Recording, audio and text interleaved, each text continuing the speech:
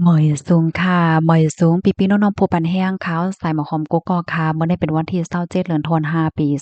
2025ในตอนรายการเฮาค่ะตอนในเดียวเนาะพี่น้องค่ะมาถอมมาเลยเพียนด้วยเกี่ยวกับเลยลอง Influencer ว่าไหนค่ะมื้อเลียวก็ได้เลยว่าเป็นข่าวง้าวที่อันลือใหญ่ไว้อยู่เฮ็ดไหนค่ะนะพี่น้องค่ะหลายๆก็ได้มีความถามค่ะเนาะว่า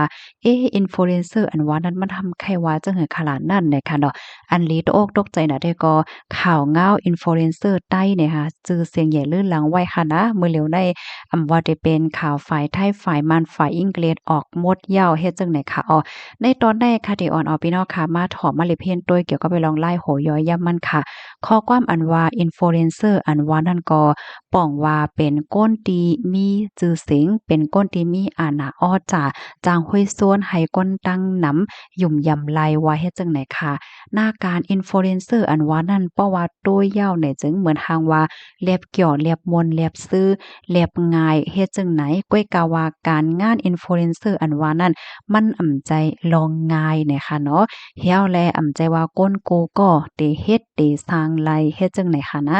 ก็เปิ้ว่าตาเตเป็นมา Influencer หลีก่อนหนึ่งในค่ะมันเตไลมี3ลองในเฮ็ดจังไหนค่ะอ้อม กำเนิดซ้ำเฮาค่ะมาด้วยอีกหนึ่งค่ะเนาะว่า Influencer อันว่าในเขาซ้ำเฮ็ดหน้าที่การงานอีหังพองล่ะเพราะว่าในจึงก็ได้มีเหมือนหนังว่าเฮ็ดคลิปเฮ็ดรายการเฮ็ดคอนเทนต์ค่ะเนาะลาดปันตั้งโฮตั้งหันกูลองสังเสมว่าจำหนังอันที่เขาสนใจและป้าใจเฮ็ดเนี่ยค่ะนะป้อลัดกว่าลัดมาแล้วก็ได้มีจองยาขายขายโคของขายตั้งกินตั้งยำขาย สังสิงเสียมว่าอันที่เขามีกลการตั้งขายนั่นเฮ็ดหยังขนาดเนาะก็เพราะว่ามีคนติดตามน้ำว่าสังว่าจั่งใดเนี่ยก็เขาเนี่ยก็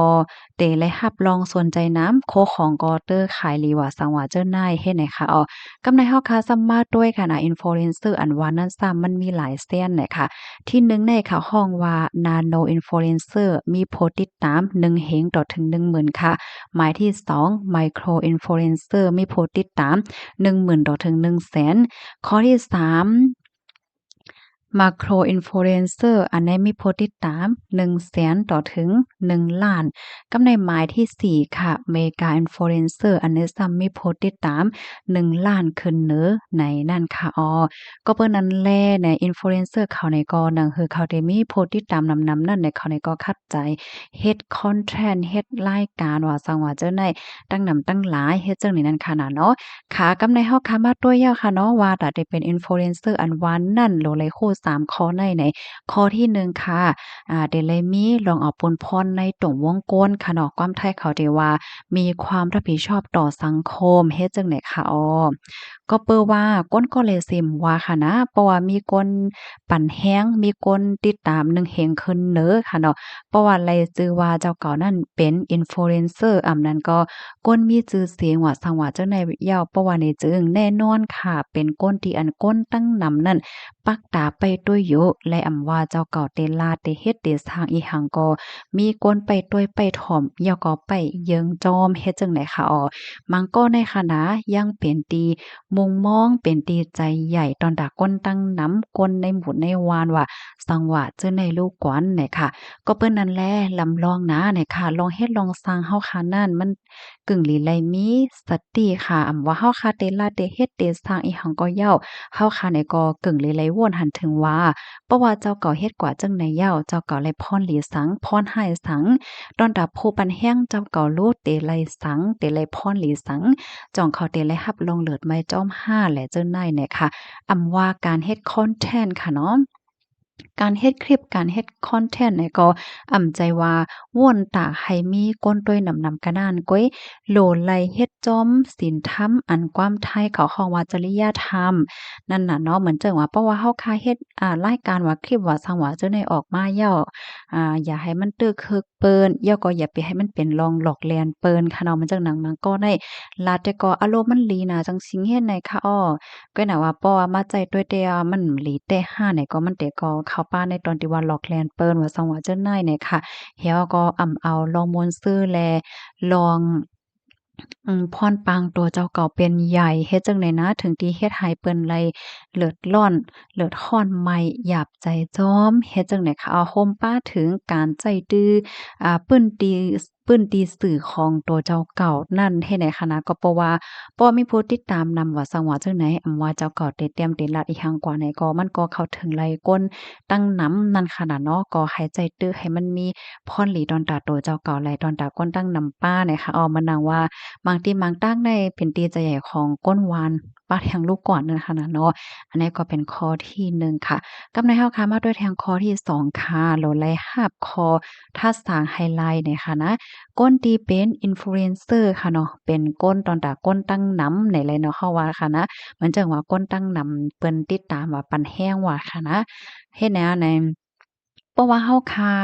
รายรับรายจ่ายเฮ็ดคอนเทนต์รายการกว่าว่าซังว่าจังไหนแน่แน่นอนค่ะเนาะมันมีก้นปันแห้งก้นตีรายจ่ายก็มีก้นตีอันรายจ่ายว่าซังว่าจังไหนก็มีเฮ็ดจังไหนค่ะก็เปิ้นนั่นแหละเฮาค่ะโดนเลยย่อมรับลงในไฮไลต์เฮ็ดจังไหนค่ะเนาะเพราะว่ามีคนยองอ้ำมาเฮาค่ะก็โจมเหเพราะว่ามีคนทัดสางมาบ่เหมือนจังอันเปิ้นทัดสางมานั้นเฮาค่ะซ้ำเฮ็ดแม่นอยู่เต้เนี่ยก็กึ่งลิเลยม่วนเมเฮาค่ะก็ม่วนเมกว่าน่ะค่ะเพราะว่าเป็นคอมเมนต์ที่ว่าจื้มใจว่าอันไรที่กึ่งหลีไรปล่อยแป๊ดก็ปล่อยแป๊ดนะคะเนาะใจว่าเอาคอมเมนต์ว่าสังว่ากูสำแซนเปิงขึ้นมาตอบมาเถียงมันหลากันกว่าหลากันมาเฮ็ดจังได๋คะเนาะเพราะว่าเฮ็ดสร้างจังไหนไหนมันปองว่าเจ้าเก่านั้นเดี๋ยวเรียกว่าจังหือมีตั้งยืนกันเป้งป้อเขาฮ้องว่าEQ ค่ะเนาะมันก็เฮ็ดให้ตรงวงกลว่าสังว่าจังได๋เตสุกซักโอนอ่านมาผิดกันกว่าผิดกันมาย่ำไว้ปอเฮ็ดจังไหนเนี่ยค่ะได้เป็นข้อที่2ค่ะเนาะกำในมาแทงข้อที่3ค่ะมีสติอยู่ตาเสจังไหนค่ะเนาะ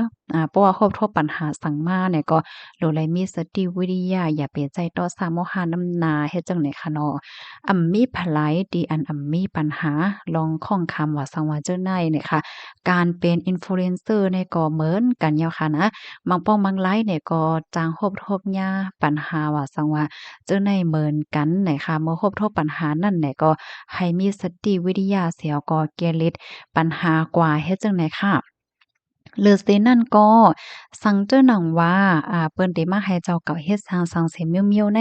การที่เฮาค่ะมีสติวิทยาในการเด็บตัดในการเฮ็ดสร้างในก็เตลีเนี่ยค่ะนะมันจึงหนังว่าเพราะว่าเฮาค่ะได้เฮ็ดสร้างสังเสเมียวๆในเพราะว่าเฮาค่ะเฮ็ดกว่าเหย้าค่ะนะพรหลีมันเตไลสังพรหายมันเตไลสังตาโตเก่าเตไลสังตาเปิ้นเตไลสังค่ะเนาะปยอก็อันเจ้าเก่าเฮ็ดกว่าจังไหนในจ่องมันเตตื้อเคิกโตเจ้าเก่า5จ่องมันเตเอาลองฮ้อนใหม่ลองสุกซักอ่อนอันลองเหลือดฮ้อนออกมาปันก้นในตรงวงเฮา5แหละจังไหนในอันในกึ่งหลีไลว่วนไฮไลท์นั่นขนาดเนาะเฮาโหลไลมีลองสติในการแตบตัดในตอนในป้าเฮ็ดจังไหนค่ะนะ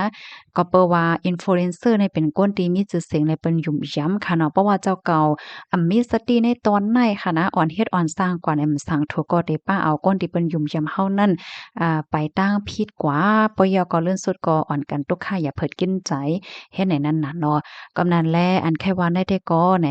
การตีตัวเจ้าเก่าเป็น Influencer อันว่านั่นโหลไหลเฮียนฮู้นำโหลไหลมีสติวิทยายาก็ก้มทิ้งอายุงตัวเจ้าเก่าใจต่อสามหานำนายาก็ให้ไหลว่วนเมื่อเดลาดในตาเสยอก็สังว่าเจ้าก็ยุบย่อมฝ่ายไลเนี่ยก็กึ่งหรือไลม่วนเมและปกป้องตัวเจ้าก็อยู่ตาเสนั่นยาวไหนคะอ๋อค่ะเพราะว่าใจจึงนั้นแต่ก็มันเตอ่อนเอาตัวเจ้าเก่าในลื่นหลังมาเสียวก็หมดไว้หายกว่าก้อยมก้า